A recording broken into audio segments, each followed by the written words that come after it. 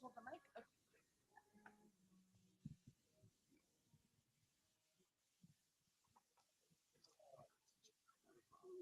Okay.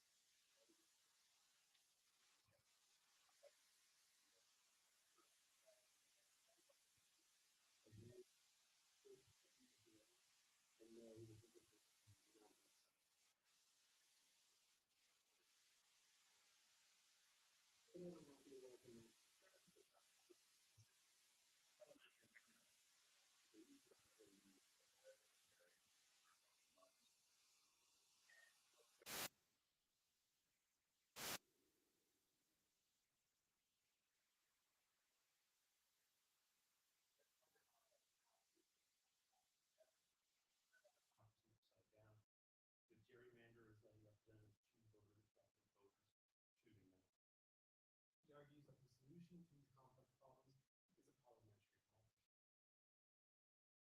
Stearns considers such leading alternatives as ranked choice voting, the national popular vote, congressional term limits, showing why these can't solve our constitutional crisis.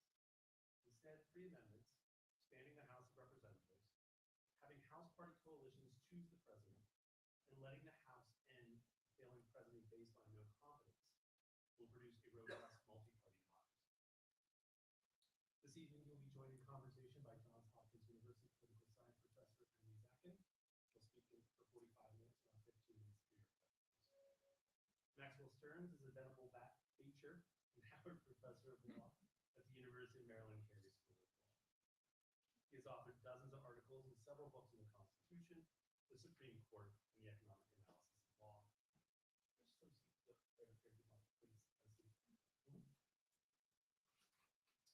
Emily Zackin is a political science professor at Johns Hopkins University.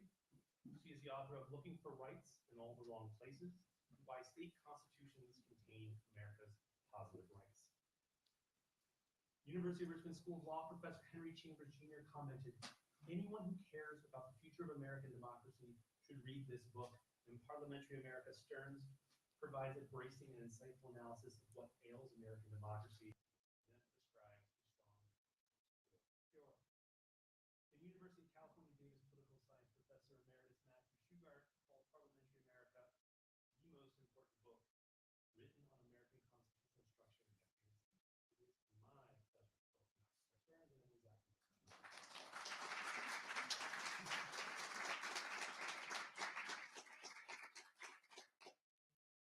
All right, let's get started. Absolutely. I wanted to start with the sense of urgency I know you felt in writing this book. In fact, when we were in the green room just now, Max said to me, I had to write this book. And that comes through in the very first chapter. Oh, should I pick up the mic? If you could hold the mic, so it'd be very helpful. Sorry. Is that better? Yes. Okay. So very early in the book, you say, in no uncertain terms, we're in a constitutional crisis. So I thought that was the place to begin. What is a constitutional crisis and why are we in one? So it's true. This is not a book that I wanted to write. If somebody said to me 10 or 15 years ago, you're going to write a book about how to fix American democracy, I would have thought, no, that's crazy. That's not who I am. But around the mid-teens, it occurred to me that we really are in a constitutional crisis, and more people were beginning to see it, and they were throwing out proposals to fix it that it was quite clear to me would not actually solve the crisis, could not be enacted, and most typically both. And I could see a way clear of the crisis that we're in. And so, as Emily said, this is a book I had to write. So I want to mention this is not the first time we've been in a constitutional crisis. It's really the third. The first time was when we were under the Articles of Confederation, which we rejected in favor of the Constitution that we more or less presently have. The second, of course, was in the lead up to the Civil War. In the Civil War, and of course, the aftermath, the period of Reconstruction, which tragically ended too soon, but did result in 3 constitutional amendments that profoundly changed the relationship between the federal government and the states, which has significant relevance, of course, to Emily's own book. And we are in a crisis now. And the crisis is marked by the fact that we have essentially a 2-party system, which is characterized by 2 parties that since the early 90s, where there had been a period of significant overlap, are growing increasingly far apart to the point where, although we used to imagine that others might read common materials with us and achieve a different viewpoint in good faith, we now think that people who disagree with us, whichever side of the spectrum we're on, either lack basic intelligence or are evil. And the distance between the 2 parties is going further and further apart. This is not a subjective impression. You can look at the Pew Research data on this, and you'll see that these 2 parties are moving further and further apart. And what marks each of these crises is a fundamental disjuncture between the premises of the constitutional system we were operating under and the vital needs of governance in society at the time. And we are experiencing that. And it's no longer going to be sufficient to do minor tweaks. We have to engage in a radical intervention if we're going to emerge from this crisis a genuinely thriving democracy. Thanks. Okay, so my next question is about parties, because I can think of, just to play devil's advocate, some other possible sources of the problems in American life. So you could think about racial resentment and the problems of building a multi-ethnic democracy as the core issue, globalization, the disappearance of working class jobs with dignity. You could think we've failed to invest efficiently in our welfare state. You could think about social media and fake news. You lay the problem, this crisis, at the feet of our party system. Why?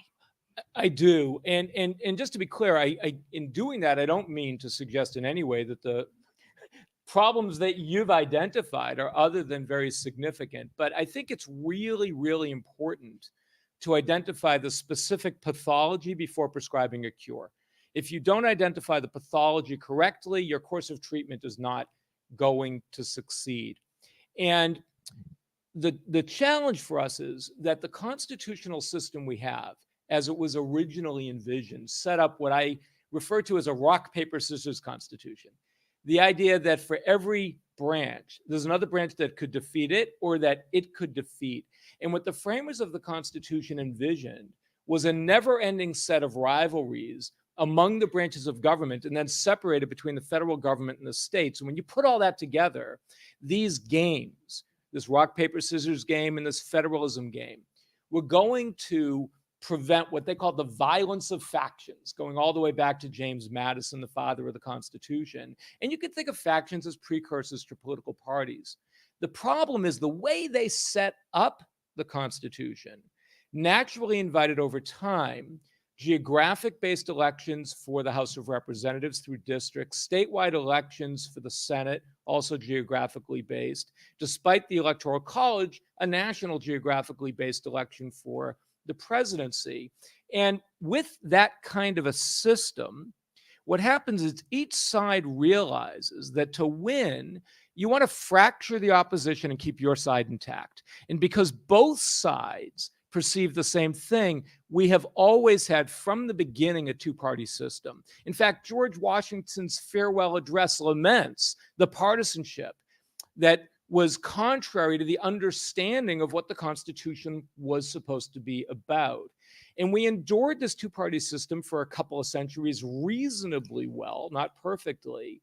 But in the information age, it has divided us into these two camps that are growing increasingly far apart with respect to all the issues you identified. And those that are sympathetic to some of those issues view those that are not as fundamentally misguided or lacking basic intelligence or even evil. And those who take the opposite view of those issues think these people are focusing on the wrong issues. We should be talking about religion and guns and making sure that we indoctrinate people into thinking about American history in a particular way. And so we are divided into these two camps that fundamentally distrust each other. And our government is divided into two camps or parties that fundamentally distrust each other, making us unable to govern effectively and undermining societal cohesion. Okay, my next question is about methods. So I know I teach undergraduate constitutional law, so I teach college students, and they come in, and the thing they really want to hear about are court cases and justices. And Professor Stearns, you teach constitutional law, and so I think one might be forgiven for imagining that what your book would be filled with when you talk about constitutional crisis is court cases. But actually, we get very few of them. We do. Instead, we get this rock, paper, scissors is a perfect example. These really clear, beautiful, compelling illustrations of game theoretic concepts. Why did Don't tell anybody that they're game theoretic. it's you let the cat out of the bag. Oh no. We get diagrams and theorems.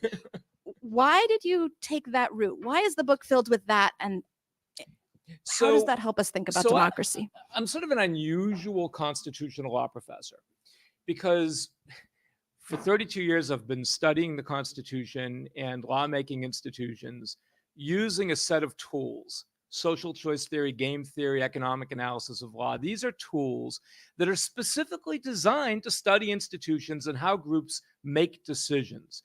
So one of the things that enabled me to see why various proposals don't work is because I was able to model it in my mind and say, okay, well, let's assume that we succeed in adopting what you're proposing.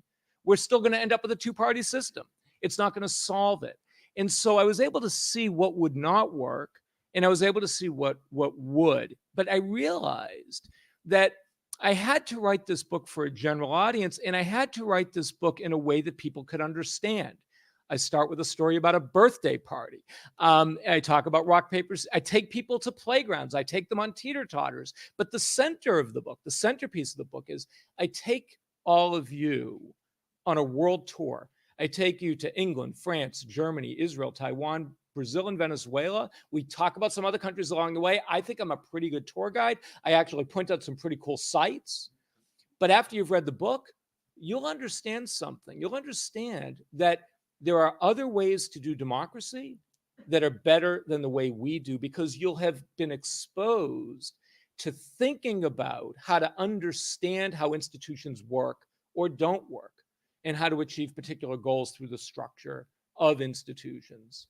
Thanks. Okay, so let's do it. Let's go on the world tour. Can you pick one country?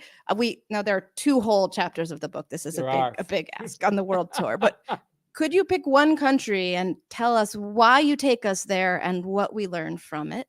And then I have a part 2 to that question. Can I pick 2? You can pick 2. Absolutely. I think that's Panera's lunch. Okay. But my part 2, if you want to combine these 2, is I think skeptics might think that's there, this is here. And we have just such a different political history and culture. You can't really take something from whichever country you're going to mention and import it. So as you're describing what we learn, could you also address the skeptics who might think, yeah, but that's not the US? So I'm going to reverse them, if I may. Of course.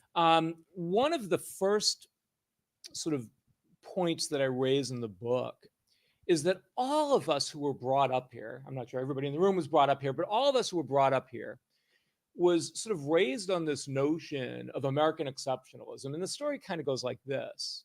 When you look at the US Constitution, it's the longest enduring national constitution across the globe. We're going on a quarter of millennium. So many constitutions have had much shorter shelf lives. So that must imply that there's some profound wisdom associated with our Constitution, greater than that of any other in the world.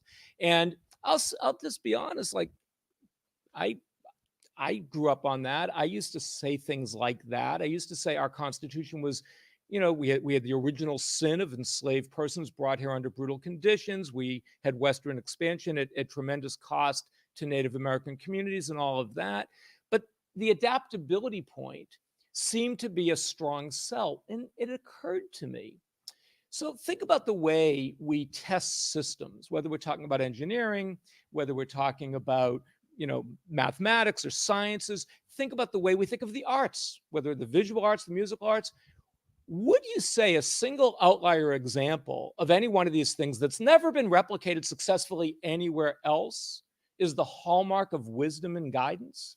Or would you say the way to see if a system really works is if it has been adapted again and again and again to meet the circumstances of different people in different conditions? Well, if that's the test, American exceptionalism fails. Because although we've exported democracy around the globe, we've never successfully exported two-party presidentialism. Successful democracies across the globe use various versions of proportional representation and parliamentary selection, which means that the legislature, typically the lower chamber, chooses the head of the government rather than the voters directly.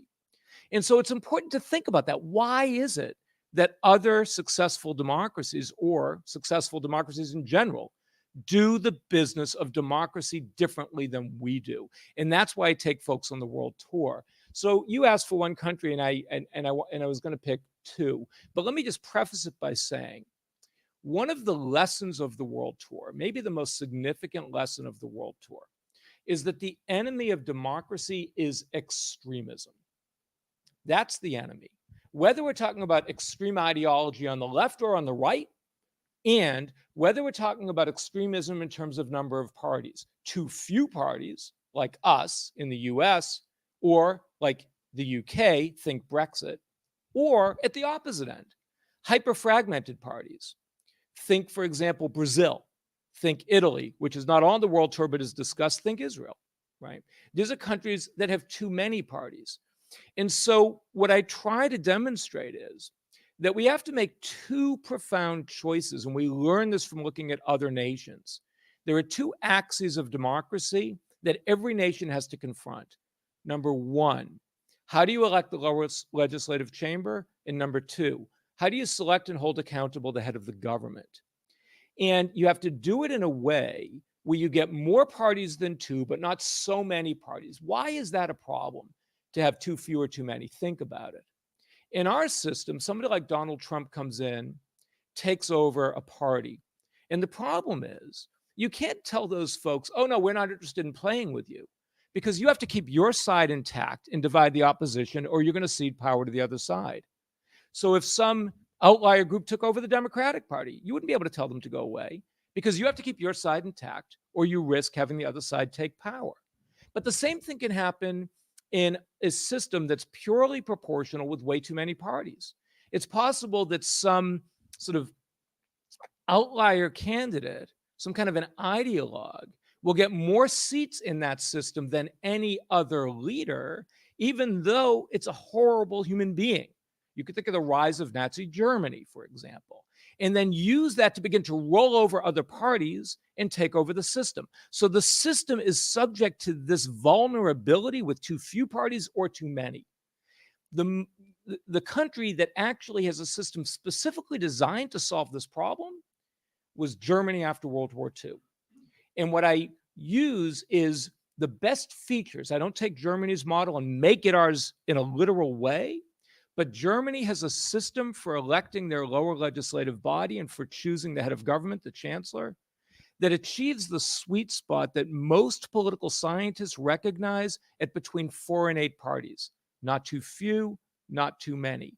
Give voters meaningful choice, but avoid the risk that some outlier extreme can take over the government in a two-party system or in a hyper-fragmented system. Great. Was that your two countries, Germany and? Yeah, I snuck a couple others in there, but I hope that's okay. Absolutely. I know how to count to 5 because I'm a con law professor. I think that's roughly where I ended up. We'll take it. All right. I think we should turn to your proposals now. So you propose 3 amendments to the U.S. Constitution. I do. The first is going to reshape the House of Representatives. Can you tell us what you want to change and why? So what I want to do is every 2 years when you go in to vote for the House of Representatives, you're going to cast 2 ballots, not 1. And here's how it's going to work. Your first ballot is going to be for somebody representing your geographic district, just like today.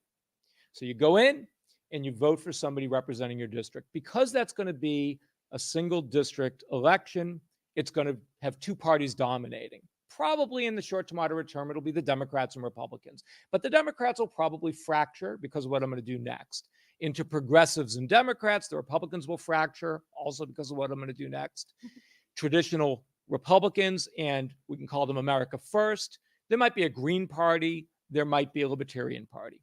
The second ballot, you're going to vote for a party. Just pick one. You're going to vote for a party. So let's say you're a progressive Democrat. You're going to signal, I probably want the Democrats to form the coalition, but I want them to do it in a progressive direction. Or let's say that you are a Republican, but you really are antithetical to the MAGA base.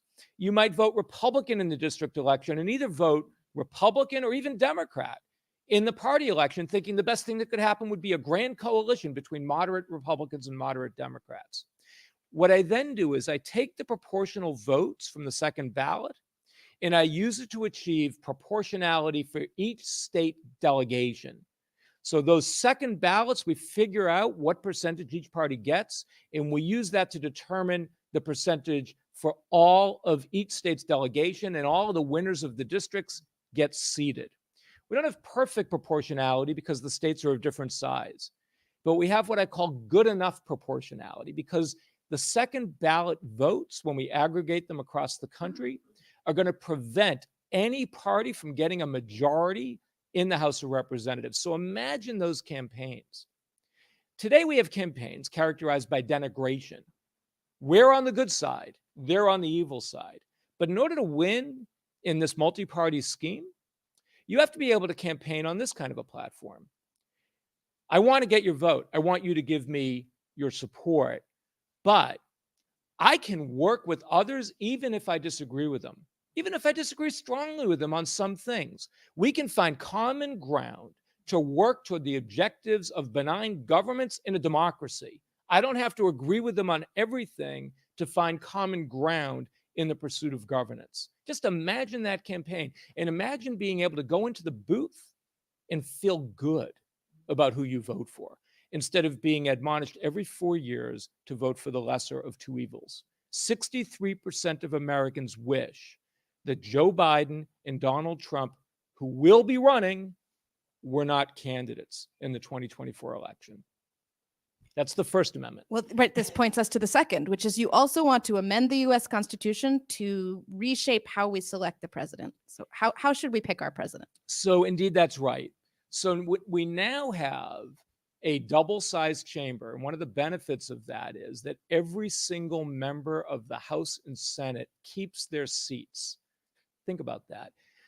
So many proposals translate into unemployment acts for sitting members of Congress, right? Term limits, ranked choice voting, right? Multi-member districts, every one of them translates into replace you with somebody else. And we've never had an amendment that hasn't come from Congress. Imagine trying to get Congress to vote for its own unemployment act as a constitutional amendment or as a statute. I think it's a non-starter. So I get buy-in, right? And actually this becomes a pressure release valve that allows the members of Congress to actually become heroes of democracy. So the second part is, in descending order of representation, up to 5 parties on a fixed calendar negotiate a majority coalition. The party leading the coalition will have its pre-designated slate of president and vice president assume those offices on a fixed schedule. So imagine that you voted for the Progressive Party. You're a progressive Democrat, okay? When that party offers to join a coalition, maybe with the moderate Democrats, maybe with the moderate Republicans, no longer will you be punished for supporting them, because what they're going to do is they're going to say, I'll join your coalition, but you have to give me these policy concessions, or you have to give me these appointments to the cabinet, or the first seat available on the Supreme Court is going to be from our party. And at that point, you vote for a party and you're not punished for it. You get something in return. So this system, how we choose the president and vice president, is the second axis. And you have to effect change on both of those if you're going to give meaningful life to third, fourth, and fifth parties. You see, the thing is, in a two-party system, it's not that we don't have third parties. We do. You see them on your ballots. The problem is that third parties play a confounding role. When you vote for them, you're punished for doing so because they end up being spoilers that throw weight to the other side, or they pull votes from both candidates and randomize the outcome. The goal is to create a system where your support for a third party is rewarded by what that third party gives to you.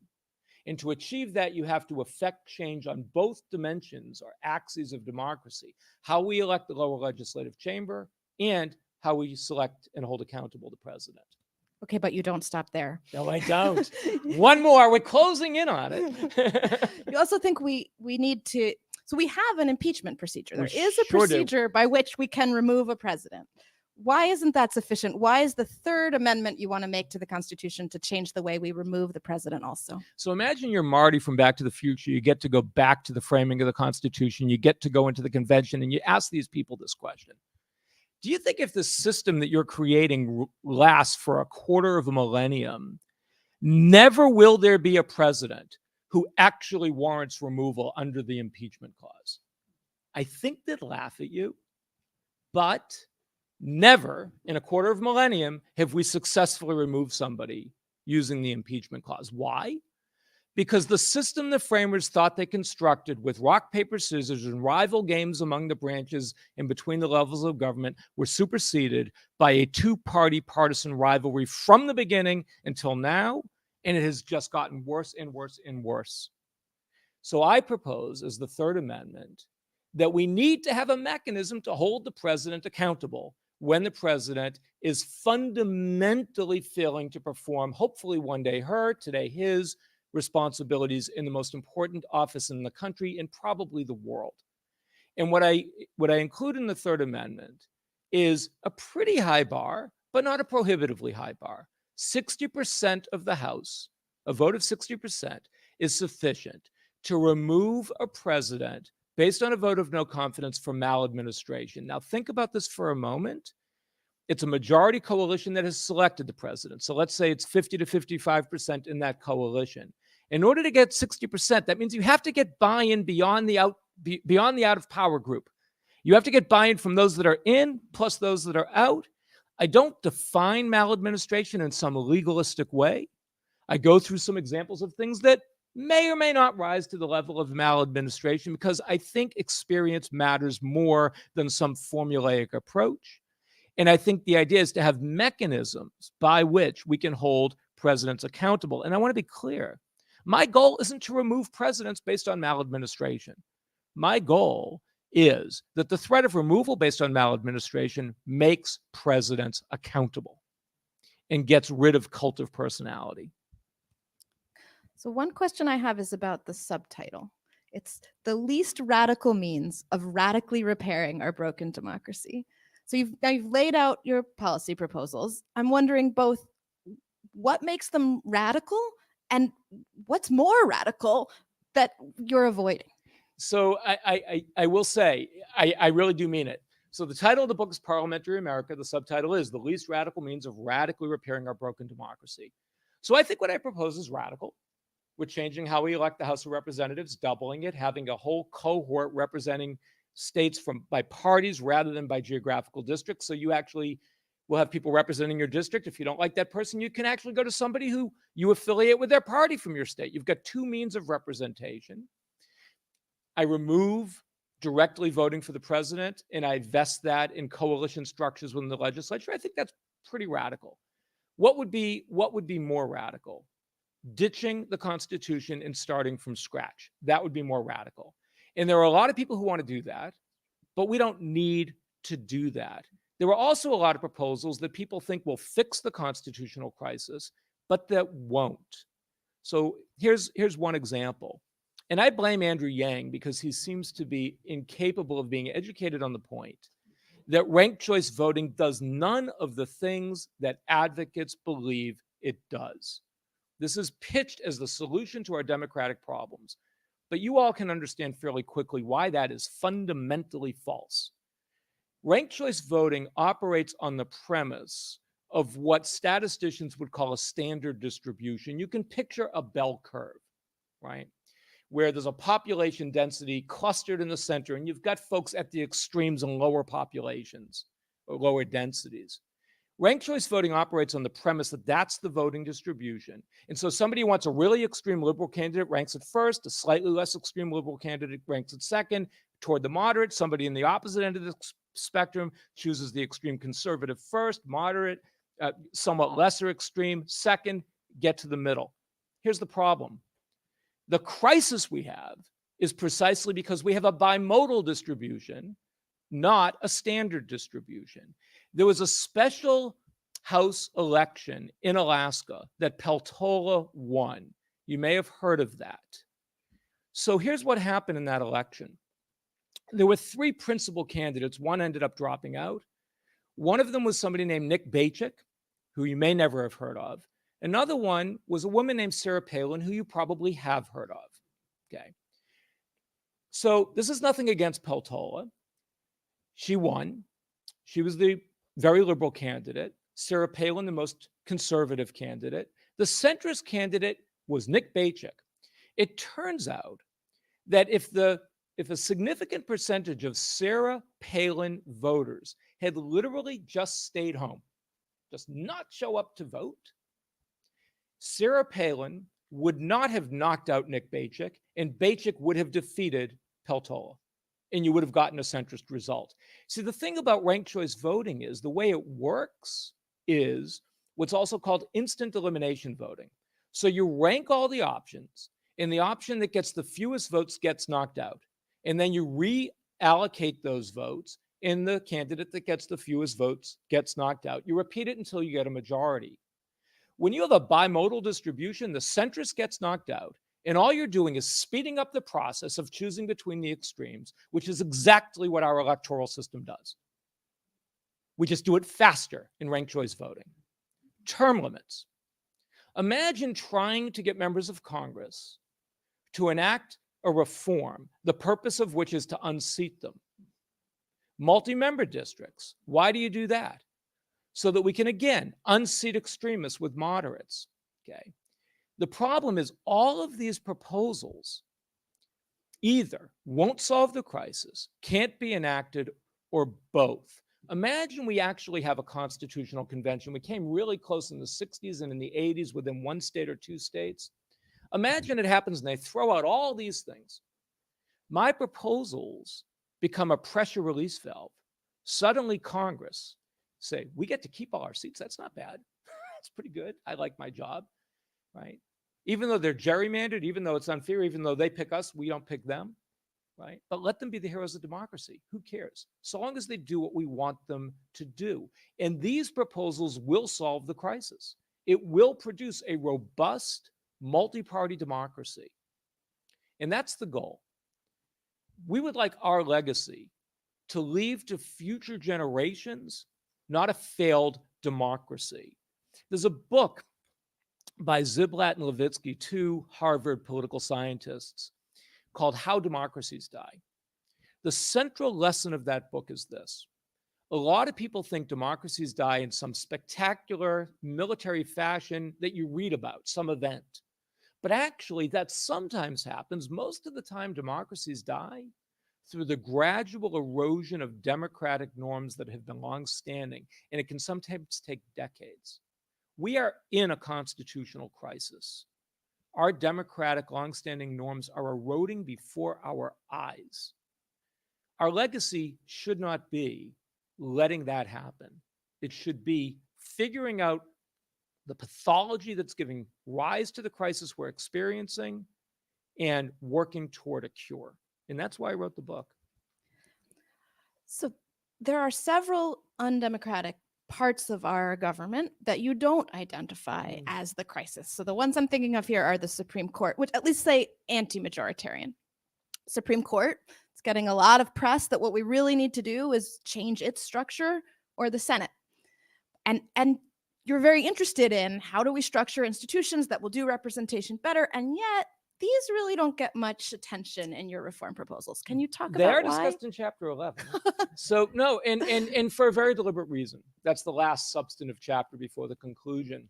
So I'm going to go back to the subtitle, The Least Radical Means of Radically Repairing Our Broken Democracy. The book is not about coming up with a whole bunch of things that will make people happy. It's about identifying the root cause of the crisis and fixing it. Let's start with the Senate, and then I'll talk about the court. The Senate is the least democratic institution in any country in the world that claims to be a democracy. If you are a voter in Wyoming, your vote has equal weight to 67 of your friends in California. If you take the 21 lowest population states, which have 42% of the seats in the Senate, their combined populations equal that of California, which has 2 seats, so 2% of the Senate. But here's the thing. Once we begin to have a multi-party democracy, although it is true that in Senate races, 2 parties will dominate those races for the reason I've talked about again and again, keep your side intact, divide the opposition, it doesn't mean the same 2 parties will dominate in every part of the country. And there's actually historical precedent for that. 19th century stuff, right? The Farmer Party, we actually have had other 2 parties dominate in other regions of the country. Over time, the Senate will become a multi-party institution. And when that occurs, we can take on other institutional changes because we'll have a functional democracy. So although I am not a fan of the Senate, I think I've just made that plain. Fixing the Senate doesn't end our 2-party system. Having a thriving, functional democracy lets us think of some innovations in the Senate, and in Chapter 11, I offer some. I also talk about the Supreme Court. The last refuge for democracy is an unelected judiciary of people appointed for life who are so out of touch with Americans. If you think that that's the place that's going to save our democracy, it's not a pretty picture. I've been teaching constitutional law for 32 years. But once we become a multi-party, functional, thriving democratic system, the nature of the appointments process could also be changed. We can take on the Supreme Court. We might think about the 18-year rotating term limits. We might think about the idea that every president every 4 years gets 2 appointments instead of, let's look at Donald Trump's administration, right? Donald Trump's administration managed appointments spanning the deaths of 2 justices separated by 4 years and 7 months. You see, it's perfectly fine to have a rule that says you get to appoint justices who retire or die from the beginning to the end of your term. But what they said was, oh, no, that last year of Obama, we have to have an election. Okay, we could have this rule. From the last year of the prior administration until just before the last year of yours. You get 4 years. It's just on a different clock. It's a stupid rule, but it's not unfair. You could make it 2 plus 2, so long as it's 4 total. But nobody would say that a fair rule is you get 5 years at the expense of your predecessor who only got 7 despite being elected twice, right? Once we become a functional, thriving democracy, we can take on these other things. But let's not begin with the things that won't actually make us a thriving, functional democracy. Okay, so I think this is maybe a psychological question I'm asking, but I've followed you completely on the crisis, and I'm right there with you. Where I have trouble getting is your optimism. So you say things like, once we're a thriving democracy, I'm not sure I can get all the way there. And let me sort of back up and make that question a little more specific, not just about my psychology. It's almost a truism that it's impossible to amend the US Constitution. Now, that can't actually be true. We have amended it. But many of these reform proposals, even including the ones of which you were critical, hit this roadblock because people look at them and they say, yeah, that's fine in theory, but it's so hard to amend the US Constitution. Even very, very popular amendments can't make it through the ratification process because the ratification process, which the Constitution lays out, seems to set such a high bar. Yet you seem to have confidence that we can pass these 3 and ratify these 3 amendments. So could you say a little bit about both the process through which you see us adding these to our Constitution and then why you think we could really do it? Yeah, so I will say this.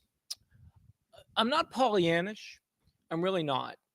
But I am optimistic because I actually believe that the project of American democracy remains a vital project, not just to America, but to the world. I believe that in my heart of hearts. I think a lot of people believe that in their heart of hearts. I don't know when. I don't know if it's going to be soon. I don't know if it's going to be in a few years. I don't know if it's going to be after I'm gone. I don't know when the inflection point is going to hit, but we are watching two colliding trains. We are heading toward autocracy or collapse, and it's not just about one person.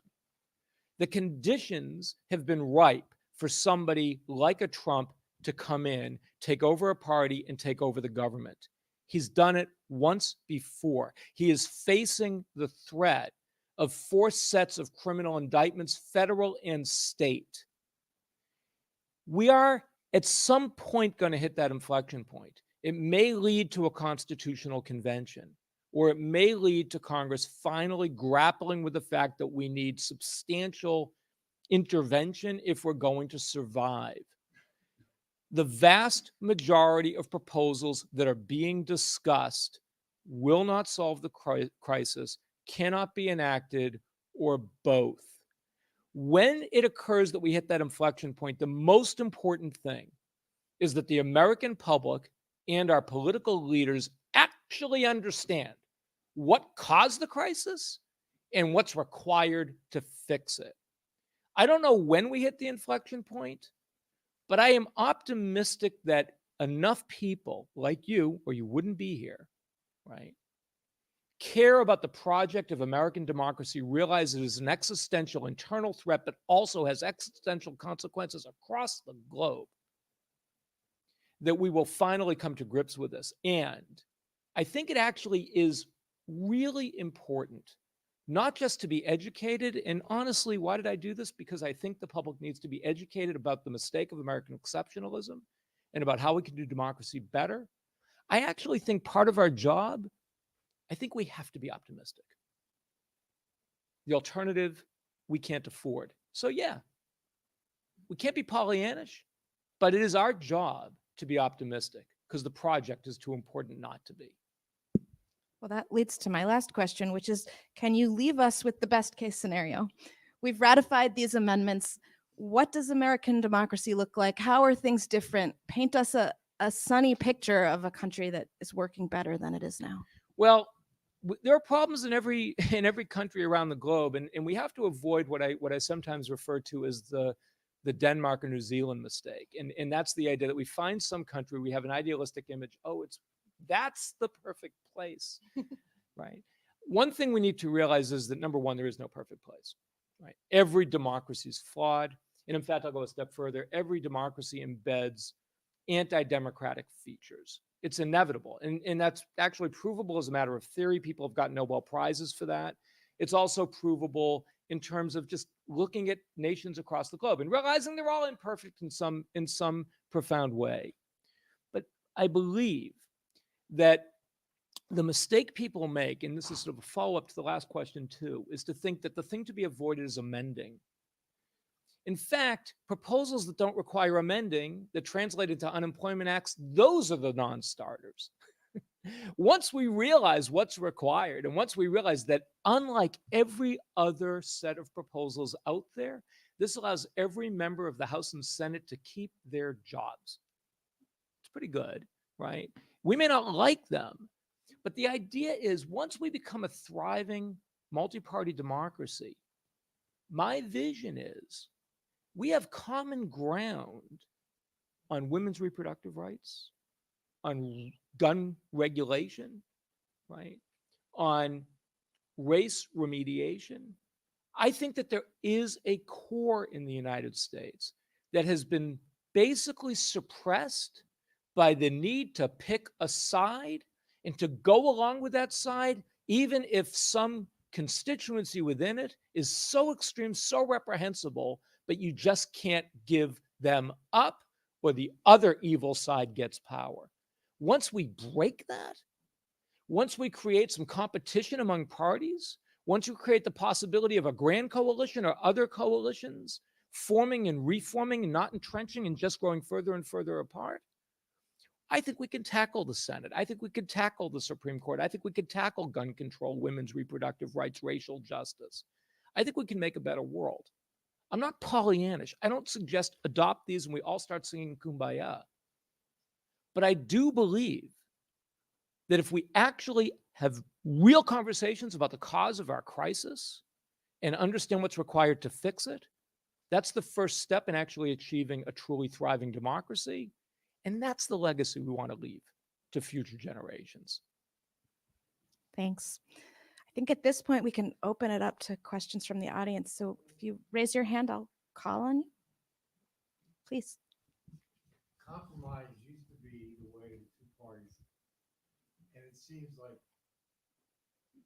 after the internet and the cable and news is profit and all that, facts are no longer what they used to be. So having more parties with facts that are not stable is still going to be not a pretty picture in the future. I'm not sure how multiple parties are going to fix coming together on the facts that they can't agree on. So I think that there's a premise to your question that a lot of people embrace, but I think it's mistaken. A lot of people think the problem is parties. One thing you'll learn on the world tour is there is no democracy that doesn't have parties. There's only one way not to have parties: have a dictator that prohibits all parties, but typically his, right?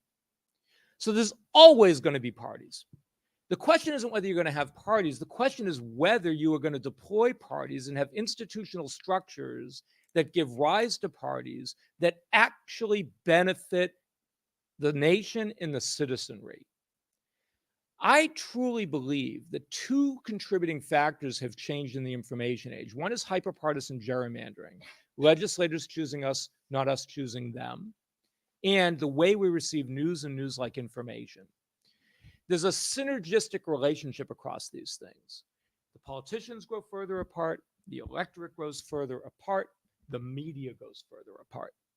I think once we have a thriving multi-party system in which campaigns aren't premised on denigration, but I may disagree with these other parties, but I can work with them. We can form a team. We can find common ground of governance. I think the business model of media will also be modified, not by rules, thou shalt be more balanced. That's never going to work. That's like telling politicians, you should be kinder to each other. That's never going to work. People respond to the institutions in which they operate. And if we have better institutions, we'll have better media because it will be more rewarding to generate better media.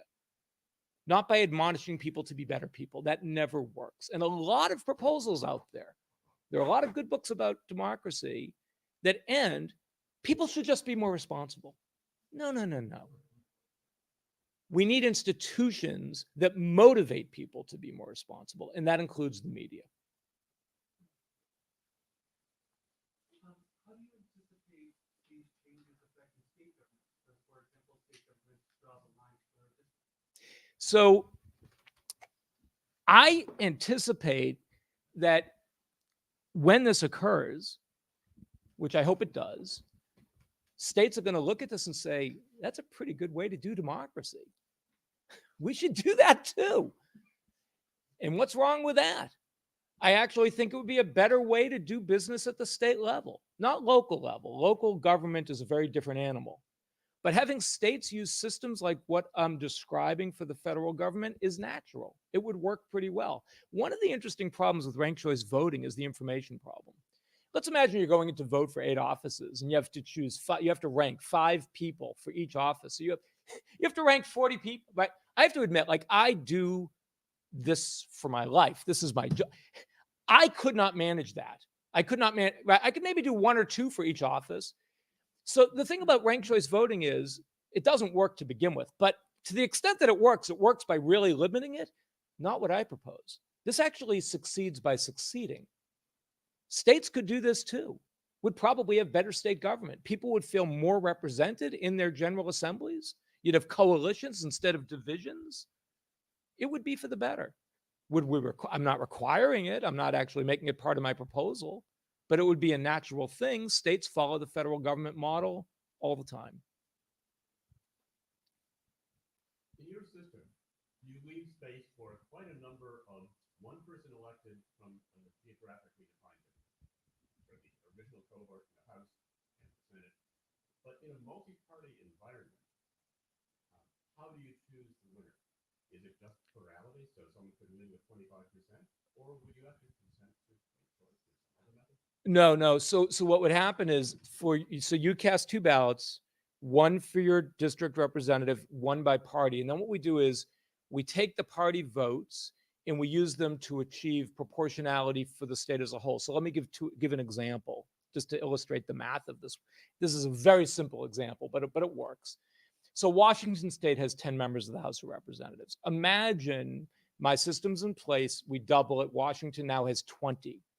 And as I said, for the district elections, it's likely to fall to 2 parties for each of those seats because of the idea that you keep your side together, divide the opposition. Let's keep it really simple. Let's assume that the Democrats get 5 seats, the Republicans get 5. You already built in something that was not my premise. Okay, I'm sorry, please. Because in a multi-party environment, wouldn't you expect to have multiple candidates for those single member geographic district elections? No. I think that what would happen is you would still have 2 parties dominating. You would have people who would run, but what happens, and this is shown in countries that use multi-member proportionality. In Germany, for example, they call it constituency seats in the Bundestag, which are equivalent to our district seats. Those races tend to devolve to 2 parties, not the same 2 parties in each state, but you end up with 2 parties dominating because it's basically winner take all for that seat. But in the proportionality vote, by contrast, it's not winner take all, it's proportional. So for the district seats, you will end up with 2 parties dominating, but the proportionality vote, when reallocated across the states, will make it so that neither party predictably gets a majority of seats in the House when you aggregate it. And that's the way it works in all countries that use this system, which is called mixed member proportionality, meaning a combination of districted or constituency seats and a combination of proportional seats, where the proportionality is used to allocate by party when you combine those 2 sets of seats. Yeah. So it compensates for. It compensates. So go back to my example. Let's assume that the Democrats get 5, Republicans get 5. Let's assume that across 4 parties, Democrats, Republicans, Progressives, America First, they all get 25%. So now what happens is the Democrats and Republicans have gotten their 25% because 5 out of 20 is 25%. Now, to achieve proportionality, the Progressives and the America First each get 5 seats. They all get 25%. The math will not be that pretty in every state, but the idea is not to achieve perfect party proportionality, but what I call good enough party proportionality so that no party achieves a majority and has to then negotiate to form a majority coalition.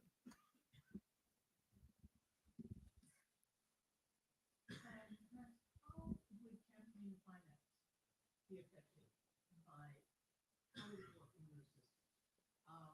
These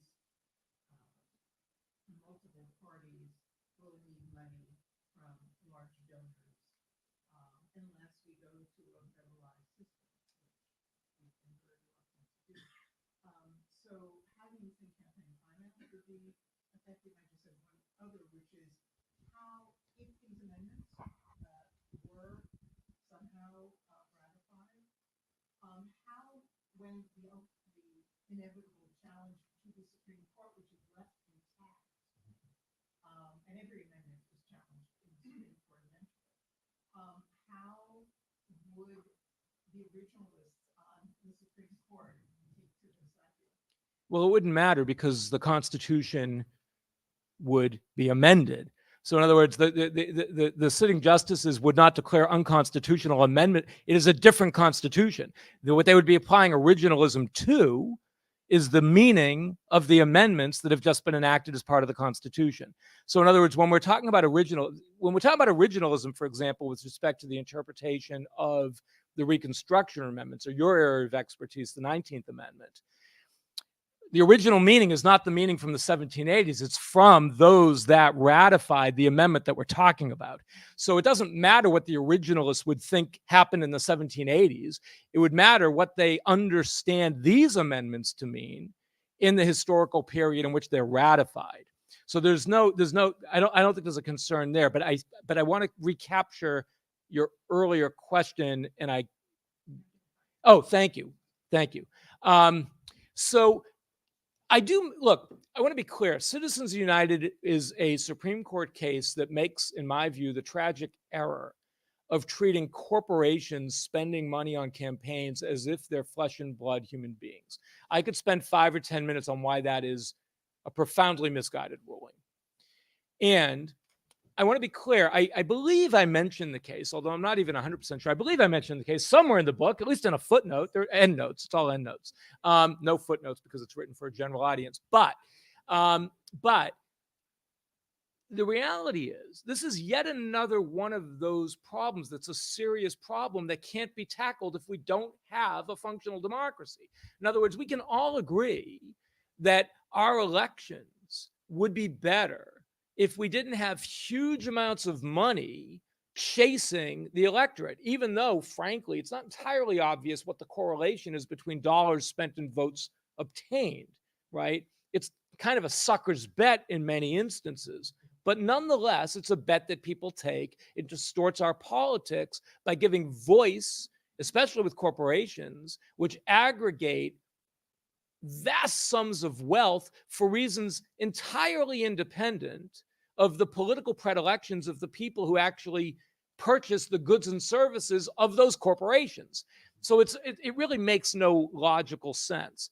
I would love to see campaign finance reform, but I don't think campaign finance reform as a freestanding matter ends our constitutional crisis. The constitutional crisis is deeper. It is more structural.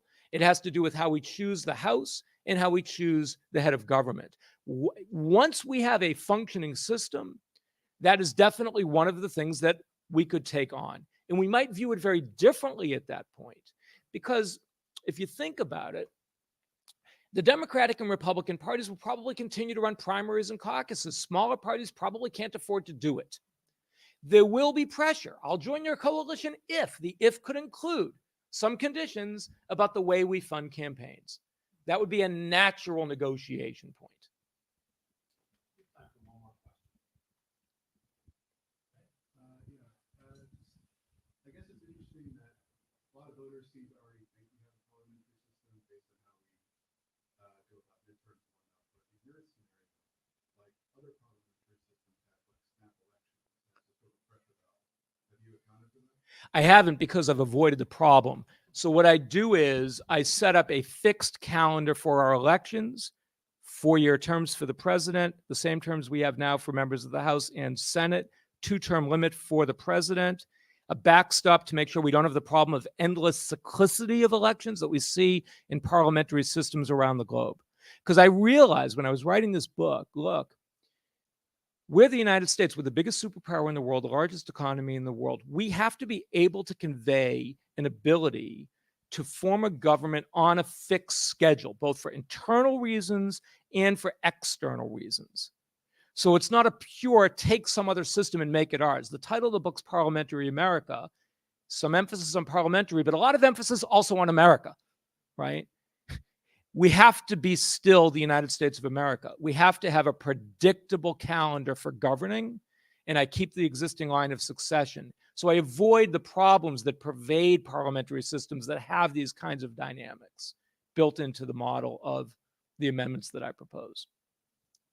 Well, please join me in thanking Professor Stearns for an important book and a stimulating evening. Thank you. Thank you. I want to take this opportunity to thank our moderator this evening, Emily Zachary. And allow me one more time to thank Maxwell Stearns.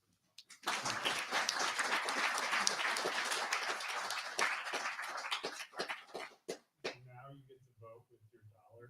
I could not stop myself. So Maxwell and Emily are happy to sign Their books, Ivy Bookshop has them for sale. Please purchase, have them get signed. Thank you. Thank you. You know what? I just realized my pen is in the other room. Oh, want mine? No, I want to go get my good pen. No, no, no. Could you do me a favor?